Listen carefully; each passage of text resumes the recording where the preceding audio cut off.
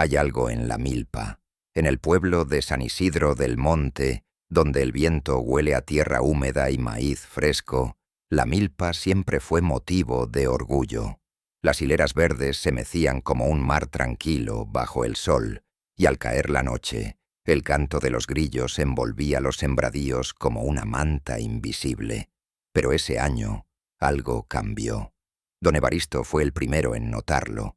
Decía que, al anochecer, las hojas no se movían con el viento, sino contra él, que había un murmullo entre los tallos, como si alguien caminara agachado, rozando las plantas con dedos largos y pacientes.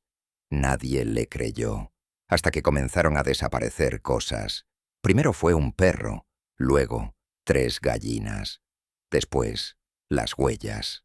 En la tierra blanda aparecían marcas profundas, como si algo pesado hubiese sido arrastrado entre los surcos. No eran pisadas de animal conocido, eran surcos irregulares, interrumpidos por agujeros redondos, perfectamente alineados, como si la tierra hubiese sido perforada. «Son coyotes», dijo el comisario, «pero los coyotes no arrancan las mazorcas desde adentro». Fue Tomás, el hijo menor de don Evaristo, quien vio algo por primera vez.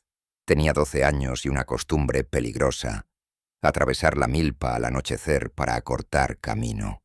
Aquella tarde, el cielo estaba teñido de rojo oscuro. El maíz era más alto que él, y las hojas le cortaban los brazos mientras corría. Entonces lo escuchó. Un suspiro largo, húmedo, muy cerca de su oído. Se detuvo. El viento estaba quieto. Las hojas, inmóviles. «Papá», susurró. Algo se movió a su izquierda. No fue un paso, fue un deslizamiento, como si un cuerpo largo reptara entre los tallos, separándolos sin romperlos. Tomás echó a correr. Las hojas comenzaron a agitarse a su alrededor, no por el viento, sino por algo que lo seguía. Podía oírlo.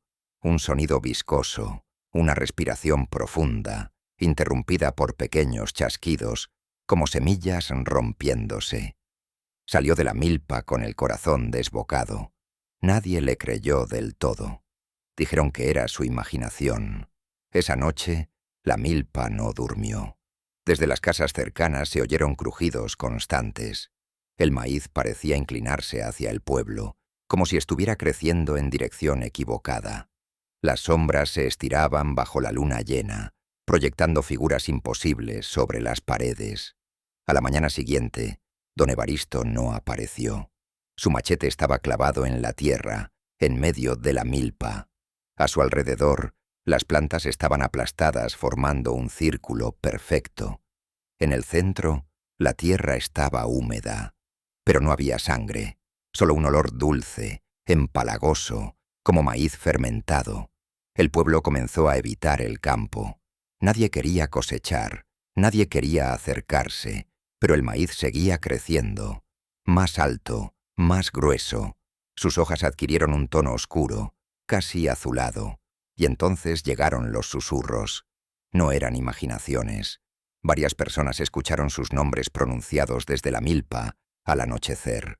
Voces familiares, la voz de una madre fallecida, de un hermano que se fue al norte, de don Evaristo. «Ven», decía la voz, suave, quebrada. Doña Clara no resistió. Su hija había muerto el año anterior. Cuando escuchó su risa entre los tallos, caminó hacia la milpa sin que nadie pudiera detenerla. Las hojas se cerraron tras ella. Los hombres del pueblo entraron con linternas y machetes. El aire estaba pesado, casi espeso. Cada paso parecía hundirse más de lo normal. Las plantas estaban calientes al tacto. «¿Clara?», gritaban.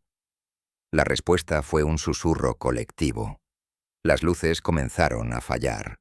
Las linternas parpadeaban, como si algo absorbiera su energía. Entre las hileras vieron movimiento. No una figura clara, sino una masa que se deslizaba bajo la tierra, levantando el suelo como una ola lenta. Uno de los hombres gritó cuando algo le atrapó el tobillo desde abajo. La tierra se abrió apenas, mostrando algo oscuro, húmedo. No era una mano. No tenía dedos. Era una extensión carnosa, cubierta de filamentos que se adherían a la piel. Lograron sacarlo, pero su pierna estaba marcada con pequeños círculos perfectos, como ventosas. Salieron corriendo. A la mañana siguiente la milpa estaba intacta, demasiado intacta. Las plantas parecían más erguidas, más fuertes. En algunas mazorcas, al retirar las hojas, encontraron granos deformes, que parecían dientes pequeños y amarillentos. El sacerdote del pueblo bendijo el campo. El agua bendita se evaporó antes de tocar el suelo. Esa noche, todos escucharon el mismo sonido, un latido profundo que provenía de la milpa, lento, constante, como el corazón de algo gigantesco enterrado bajo las raíces. Los ancianos recordaron entonces una historia antigua. Decían que la tierra había sido removida décadas atrás para sembrar por primera vez, que antes de eso nadie cultivaba allí, porque bajo esa extensión dormía algo que no debía ser despertado, algo que se alimenta, y el maíz era solo su cuerpo visible. El pueblo decidió quemarla. Rociaron gasolina al amanecer. Las llamas se alzaron rápido, devorando las hojas secas. El fuego rugía, y por un momento creyeron haber ganado. Entonces la tierra comenzó a moverse, no como una ola, como una respiración. El suelo se elevó en el centro del sembradío, formando una colina que latía bajo el fuego. Las llamas no la consumían, se apagaban al tocarla. La colina se abrió, no fue una explosión, fue una grieta lenta, revelando una cavidad oscura llena de raíces que no parecían raíces. Se movían, se entrelazaban, y en el centro algo palpitaba, cubierto de una membrana translúcida.